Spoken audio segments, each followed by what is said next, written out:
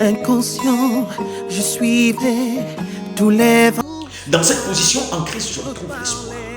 Je retrouve l'espoir parce que je retrouve le pouvoir, parce que je retrouve la force. En réalité, quand je parle du pouvoir, il ne s'agit pas de moi, mais je réalise que je suis en communion avec le Créateur, celui qui appelle à l'existence ces choses qui ne sont pas comme si elles étaient. Celui qui change les temps et modifie les circonstances. Celui qui fixe les temps et les bornes de leur demeure. Je suis en relation avec lui. Je demande pardon, Seigneur, dans un profond regret pour tout ce mal que j'ai fait. Voici les expériences extérieures d'un homme. Voici les expériences extérieures qu'un homme a vécues étant en Christ. 2 Corinthiens chapitre 11, à partir du verset 23, nous allons lire à partir du verset 23, c'est Paul qui parle. Voici ce qu'il dit. Il cite un peu sur le plan de la forme, ce qui a caractérisé sa vie. Il dit, sont-ils ministres de Christ? Je parle en homme qui extravague. Je le suis plus encore. Par les travaux, bien plus. Par les coups, bien plus. Par les emprisonnements, bien plus. Souvent en danger de mort. Verset 24. 5 fois j'ai reçu des Juifs 40 coups moins 1. Et vous savez, les fouets de l'époque, c'était pas des petits fouets que nous avons. C'était des lianes qui vous arrachaient la peau du corps. Alors, il dit, verset 24, 5 fois j'ai reçu des Juifs 40 coups moins 1. 25. 3 fois j'ai été battu de verge. 1 fois j'ai été lapidé. 3 fois j'ai fait naufrage. J'ai passé un jour et une nuit dans l'abîme.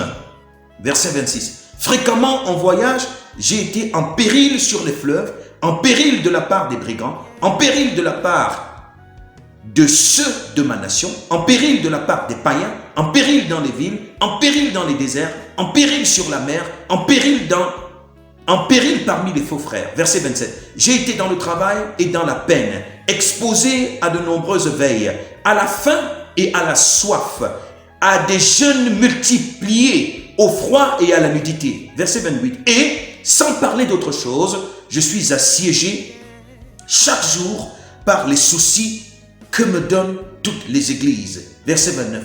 Qui est faible que je ne sois faible? Qui vient à tomber que je ne brûle? 30. S'il faut se glorifier, c'est de ma faiblesse que je me glorifierai. Cet homme qui vient de citer tout ce qu'il a vécu, c'est lui qui a fait cette formidable déclaration en disant ceci. Premièrement, dans Romains chapitre 8, verset 28, il dit, nous savons du reste, c'est le même qui parle, dans tout ce qu'il a vécu, que toutes choses concourent au bien de ceux qui aiment Dieu, de ceux qui sont appelés selon ce dessein. En quoi est-ce que toutes ces fois il a été lapidé? Toutes ces fois il a été dans les périls. En quoi cela a contribué à son bien? En quoi? Mais parce que quand vous êtes en Christ, vous avez la vision du ciel. Quand vous êtes en Christ, vous savez que vous êtes en train de faire le voyage vers l'éternité. Quand vous êtes en Christ, vous avez le regard sur la finalité, la gloire, le royaume de Dieu. Quand vous êtes en Christ, vous avez l'obsession d'y arriver. Et quand vous êtes en Christ, vous savez que pour que vous puissiez y arriver, il faudrait que vous soyez transformé à l'image du Christ. Et quand vous êtes donc en Christ, ayant cette vision de la finalité, vous savez que tout ce qui arrive autour de vous et qui participe à bâtir le caractère de Christ en vous, afin de vous permettre d'arriver glorieusement dans l'éternité, tout cela contribue à votre bien. Le bien, c'est que tout cela participe à bâtir le caractère de Christ en vous. Tout cela participe à bâtir les vertus du Christ en vous. À partir du moment où vous avez cette compréhension, à partir du moment où vous avez cette vision céleste, tout concourt à votre bien. Mais pourquoi on se plaint? On sort des plaintes. On sort des accusations, on sort du regard animal, on sort du regard bestial, parce qu'on rend grâce à Dieu en toutes choses, parce que tout ce qui nous arrive, quand bien même ça brûle, quand bien même ça chauffe, une seule chose que nous voulons voir, c'est que cela participe à bâtir les qualités et les caractères du Christ en nous, en vue de nous élever progressivement vers l'héritage qui nous est réservé. Quand vous avez cette vision, qu'est-ce qui peut travailler contre vous? Rien. Alors, c'est pas terminé. C'est le même qui dira encore quelque part. Au verset 35, Romains 8, verset 35. Qui nous séparera de l'amour du Christ? Sera-ce la tribulation? Ou l'angoisse? Ou la persécution? Ou la faim? Ou la nudité? Ou le péril? Ou l'épée? Nous pouvons prolonger la liste. Le manque de diplôme?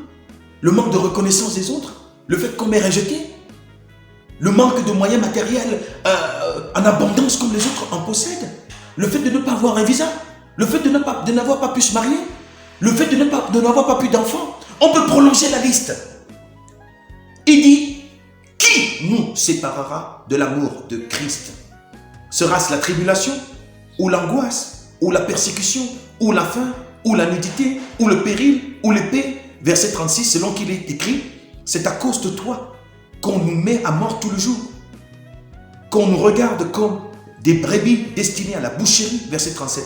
Mais dans toutes ces choses, nous sommes plus que vainqueurs par celui qui nous a aimés. Nous ne sommes pas vainqueurs parce que le sorcier va mourir. Nous ne sommes pas vainqueurs parce que le voisin va tomber. Nous ne sommes pas vainqueurs parce que nous aurons tous les diplômes. Nous sommes vainqueurs parce qu'en tout ce qui va nous arriver, cela ne contribuera qu'à une seule chose, bâtir le caractère de Christ en nous, en vue de nous élever progressivement vers l'héritage qui nous est réservé. Quand vous avez cette vision, qu'est-ce qui peut travailler contre